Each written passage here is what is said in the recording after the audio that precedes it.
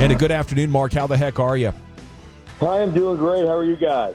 Well, in DFW, when the Cowboys win, everything is better. And now we're looking at New Orleans and 6.5-point favorite. Will the Cowboys get to 2-0 Sunday afternoon against the Saints? Yeah, that's a great question. I did the Saints game last week, and now it's against the Carolina Panthers, so take that with for what it's worth. And the Carolina Panthers, when you look at their roster construction, you have to understand that I think they grabbed 7 or 8 guys off the waiver wire. Yes. And I believe 5 or 6 of them were starting on Sunday. So, other people's garbage is our gold. So, you got to understand what their roster is actually constructed like right now. And, that's a rebuilding process in Carolina. So, that's just part and parcel or part for the course, I guess, out there. But the New Orleans Saints, there are several things that are always true or have been true. Going back to Sean Payton, they're going to dominate lines of scrimmage. They're going to be built tough from the inside out, both on the offensive line of scrimmage and the defensive line of scrimmage, and that's going to allow them to do some pretty special things. Clint Kubiak came over there. They're running the heck out of the ball under him, under that West Coast offense. The other thing is Derek Carr, look for him to have this resurgence this year because he's back in an offense that he ran for the Raiders all those years with John Gruden. It's something that he loves. And I think the Saints are a sneaky good team that nobody's really talking about. So this is going to be a big challenge for the Dallas Cowboys without question. I think even more so than what they did last week, obviously with Cleveland, because offensively Cleveland and Deshaun Watson were just so awful. They're just so bad. So I think this is going to be a much better challenge for the Cowboys. Stink, I didn't know if you had a chance to go back and watch the Cowboy game on film. I know a lot of you guys break that stuff down every week for yourself. But I was just curious, though, when you look at, you mentioned the Saints and the trenches and stuff, how would their defensive line be maybe having to deal with Dallas and the 2 rookies that they're starting with right now? Yeah, I went back and looked at the film or I perused the film. I went back and looked at all of Dak Prescott, what he did, because obviously, Dak Prescott signed that contract right before the game and then went out there, and I thought he played really good football. I thought the thing about Dak Prescott, I think people always are critical. They see, hey, he was only 19 to 32 or whatever it was. And, they'll look at that and say, well, he wasn't, that stellar. I mean, his completion percentage was not that high. I think it was 59% or whatever it is. And I tend to look at things that I think are more important to me. Like, you know what? He threw a couple balls away where he didn't put his team in harm's way in a game that they were controlling. So he didn't let Cleveland get back into it. He even took a couple of sacks that I thought, those are self-sacks. Those are one of those things where like, you know what, live to fight another day. I'm not gonna put us in harm's way. So we're so much better. So some of those things sometimes, where people will look like, oh, he didn't have a great game because they'll look at statistics. And, I always say this, if you spit statistics in my eyes, either you didn't watch the game or you watched it and you don't know what you're looking at. I thought Dak was really good in that game. And Cleveland's an outstanding defense. Don't get me wrong. They just couldn't do anything offensively. And when you play that style, when you don't play complementary football, when your offense can't possess the ball and your quarterback throws 14 balls out of bounds, it was awful. It's hard for a defense to stand up. So this is going to be a much more balanced attack. And I think it'll be a much bigger challenge for the offensive line of the Dallas Cowboys. You mentioned Dak and everybody and how scrutinized he is. You got to see Derek Carr. What are your thoughts on Derek Carr? Well, there's a couple things. Derek Carr loves this offense. So that's really big. The other thing, and I'll tell you guys, just traveling around the league and doing games, and this is endemic of a lot of young coaches. You always hear, we want to get into a premium play. And so what ends up happening is, there's a couple things. When I say premium play, you're going to call a play or you're going to have multiple plays called, and you're going to get to the play that you think is the best matchup. Maybe you're running toward the bubble. If there's a uncovered guard, we call that a bubble. So maybe you're running towards that bubble, or maybe you're running away from the bubble. Whatever. Or maybe there's a safety rotation, so you're running away from the safety rotation, or you're running to the safety rotation, depending on what your particular deal is, right? And a lot of young coaches want the perfect play called, which I think is absolute garbage. I just think it is so, let me tell this 80-year-old owner that we're always going to have the perfect play on, so he'll hire me. And I think it's a bunch of garbage. And so one thing I know about Clint Kubiak and Rick Dennison. Rick Dennison was a coach when I played for the Broncos and had a ton of success in this league. One of the things they did for Derek Carr was they say, listen, we're not going to have you play on the high dive for 65 snaps.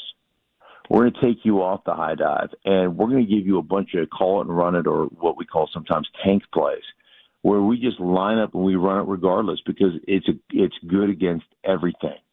And for a quarterback, all of a sudden you have enough of those plays in there, and then instead of having to operate everything at the line of scrimmage with shifts and motions and everything that you do, you just line up and you run it, and you let the offensive line come off the ball. You let them be aggressive, and mentally, you don't have to do gymnastics if you're a quarterback. So ultimately for you, you're like, oh, I've got these 15, 16 plays off where all I got to do is turn around and hand the ball off.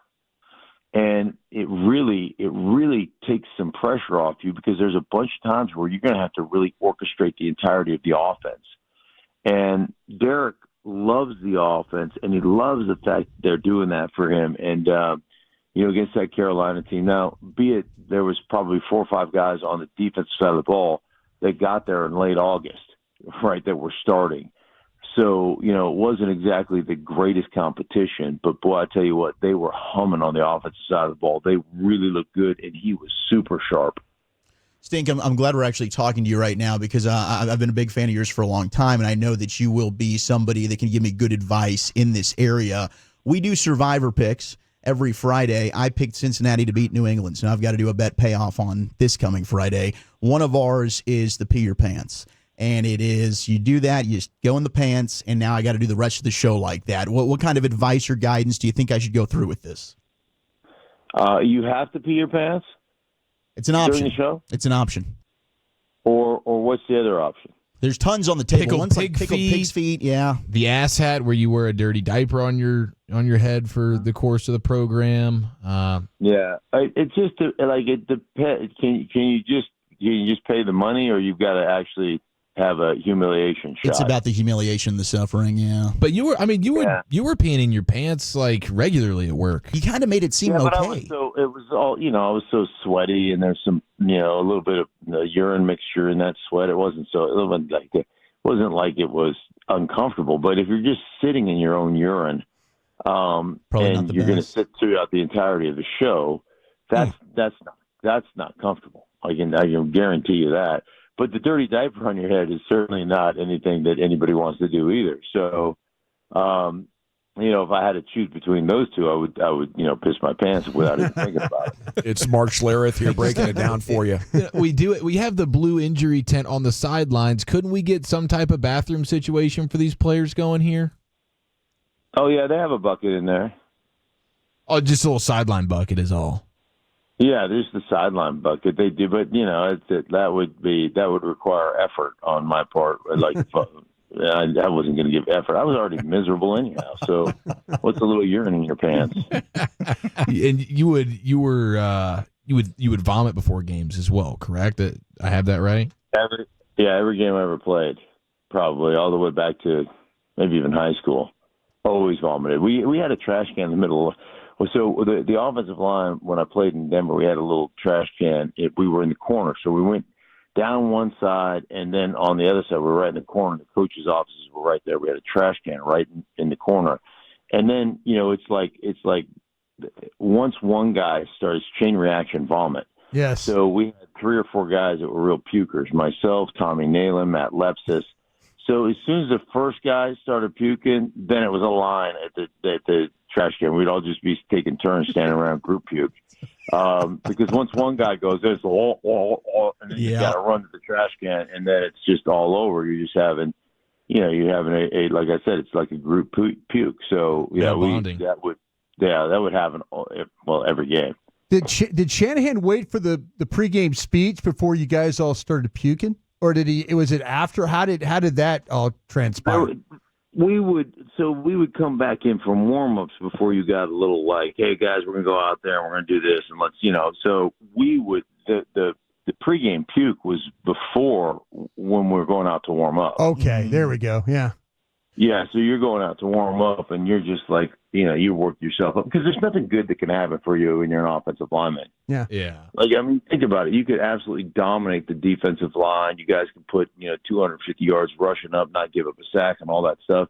And ultimately, all you are is a tagline at the end of the game by some star running back who says, "They got to thank the big fellas up front, man. What a job they did." And that's it, right? So you can dominate the game, and you're just a big fella up front. But, give up one holding call or give up one sack. Like, I could kick your ass for 65 plays in a row. I give up one sack, you go to the Pro Bowl, and I'm a piece of garbage.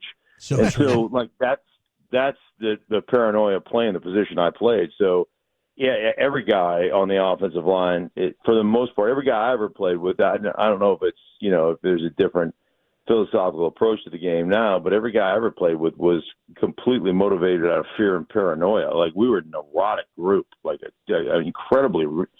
Gary Zimmerman is all decade in 2 decades. And that dude had to drink a bottle of NyQuil to get 2 hours of sleep before a game. And he'd go out and whip everybody's ass. Like, just absolutely neurotic. So that's just kind of how that position tends to usually kind of operate. You're the man, Mark. Thanks for the insights and the stories, and we look forward to next week. Sounds good, guys. Be well.